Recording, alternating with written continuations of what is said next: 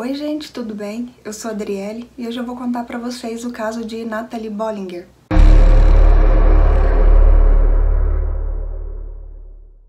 Natalie Bollinger, ela tinha 19 anos. Na internet possuem poucas informações sobre sua família e infância. Sabe-se que o nome de seu pai era Ted Bollinger e que ela tinha uma irmã gêmea de nome Alicia. Aparentemente, a Natalie era uma adolescente normal. Ela tinha um namorado, vários amigos, ia bem na escola. Inclusive, ela havia conseguido uma bolsa de estudos para a faculdade que ela queria trabalhar em campo, ajudando as pessoas que precisassem. A Natalie era muito ativa nas redes sociais. Ela usava a internet meio que como um diário do seu dia a dia.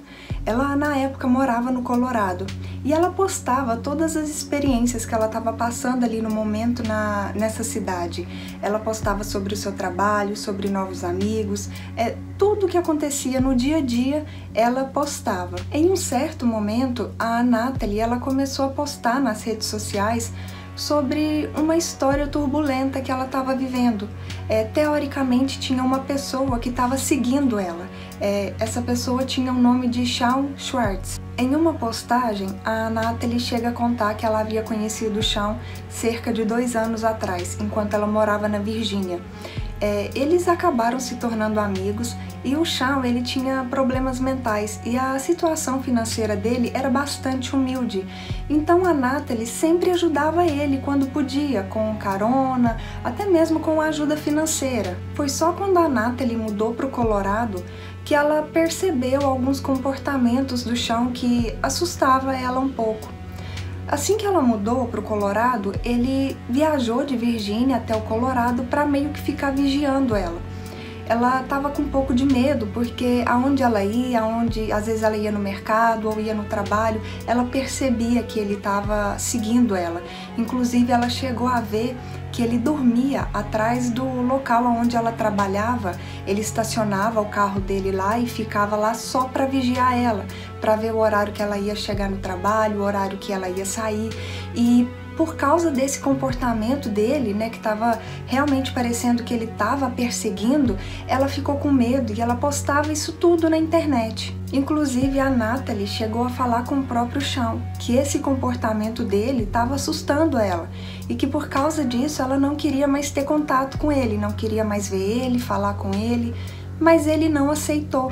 Ele continuou fazendo ligações, mandando e-mails, mensagens.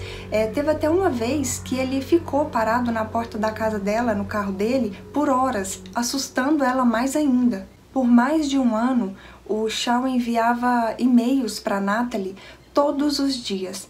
A Natalie bloqueava, para não receber mensagens do usuário dele, mas assim que ele percebia que ele estava bloqueado, ele fazia uma nova conta para continuar mandando os e-mails. Em um certo momento, o Shawn começou a postar calúnias sobre a Natalie na internet e também começou a mandar mensagens para os amigos dela falando mal deles, como se ela estivesse xingando esses amigos dela. Por causa disso tudo que a Natalie estava passando com o Shawn, no dia 22 de dezembro de 2017, ela faz uma ordem de proteção contra ele. 6 dias depois da Natalie ter solicitado essa ordem de proteção contra o Shawn, no dia 28 de dezembro, ela é dada como desaparecida. Por volta das 3h30 da tarde do dia 28, os próprios pais da Natalie comunicam aos policiais sobre o desaparecimento dela.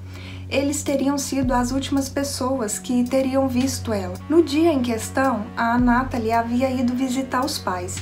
Depois que ela saiu da casa dos pais, ela ficou cerca de 26 horas sem postar nada nas redes sociais, o que não era normal, porque ela postava tudo em tempo real nas redes sociais dela, mesmo como se fosse realmente um diário. Os pais perceberam que isso era estranho, eles tentaram ligar para ela, mas ela não atendia. Eles não conseguiram identificar onde ela estava, por isso que eles comunicaram o desaparecimento dela para os policiais. A Natalie também ela havia conseguido um número considerável de seguidores. Esses seguidores também acharam muito estranho ela ficar esse tempo todo sem postar nada. E como ela já havia postado sobre a história dela com o Shawn, esses seguidores dela automaticamente começou a tirar conclusões precipitadas. Eles começaram a achar que o Shawn teria feito alguma coisa contra ela. Eles começaram a postar que os policiais deveriam tomar providências, que os policiais deveriam fazer investigações digitais para verificar se o Shawn tinha alguma coisa a ver com esse sumiço da Natalie. O Shawn foi muito bombardeado com mensagens. Todo mundo incriminava ele sem ter provas, sem saber realmente de nada. Por causa do que a Natalie havia postado sobre ele, todo mundo ia nas redes sociais dele o acusar. Ele, inclusive, entrou ao vivo na internet algumas vezes para falar que ele não havia feito nada, que ele também estava preocupado com ela e que as pessoas deveriam parar de ficar acusando ele e fazer algo e procurar por ela. Alguns noticiários locais cobriram esse caso e o Shawn, inclusive, chegou a ser entrevistado. Na entrevista dele, ele diz que a Natalie ela tinha tendência suicida e ela tinha problemas com o abuso de algumas substâncias. No caso, ele não estava perseguindo ela, ele só queria ter certeza de que ela estava bem e que ela não ia fazer nada contra a sua própria vida. Mais tarde, o Shawn ele mostrou algumas conversas que ele teve com a Natalie em 2016, onde realmente mostrava esse quadro de que a Natalie estava passando por alguns problemas e o Shawn só estava tentando ajudar. Só que em 2017 havia algumas mensagens que passava realmente tudo que a Natalie estava postando nas redes sociais. Dava a entender nessas mensagens que a Natalie realmente, a esse ponto, já em 2017, ela tinha medo do Shawn. No dia 29 de dezembro, um dia após comunicarem o desaparecimento da Natalie, o corpo dela foi encontrado em uma área arborizada perto de Denver. A Natalie havia sido vítima de homicídio. Haviam atingido ela na parte de trás da cabeça com uma bala. Identificaram também que em seu organismo havia uma quantidade muito alta de entorpecentes. Todo mundo na internet que seguia a Natalie acusou o Shawn de ter cometido esse crime. Só que quando a Natalie foi dada como desaparecida, o Shawn não estava nem no mesmo estado que ela, então não tinha provas concretas para os policiais prenderem ele. Um pouco mais tarde, os policiais inocentaram o Shawn de qualquer suspeita de ter cometido esse crime. Mas mesmo assim ele continuou sendo acusado pelas pessoas que seguiam a Natalie nas redes sociais. E ele ficou aguentando isso, essas mensagens, essas acusações sem fundamento, sem provas, por um bom tempo. Até que o estado mental dele começou a ficar bastante perturbado, ele já tinha problemas mentais e com tudo isso que ele estava passando foi piorando um pouco a situação mental dele, até que em um certo momento ele posta nas redes sociais que ele não aguentava mais e que ele iria fazer algo contra a sua própria vida. Por causa dessa ameaça, no dia 6 de janeiro de 2018, os policiais vão até a casa do Shawn para fazer uma verificação, ver se ele tá bem. Quando os policiais chegaram lá, ele meio que surta. Ele começa a chorar, começa a jogar objetos, começa a chutar os policiais, e ele sempre falando que ele estava muito triste porque a amiga dele, a Natalie, tinha ido embora. Os policiais tentam acalmá-lo, mas não conseguem.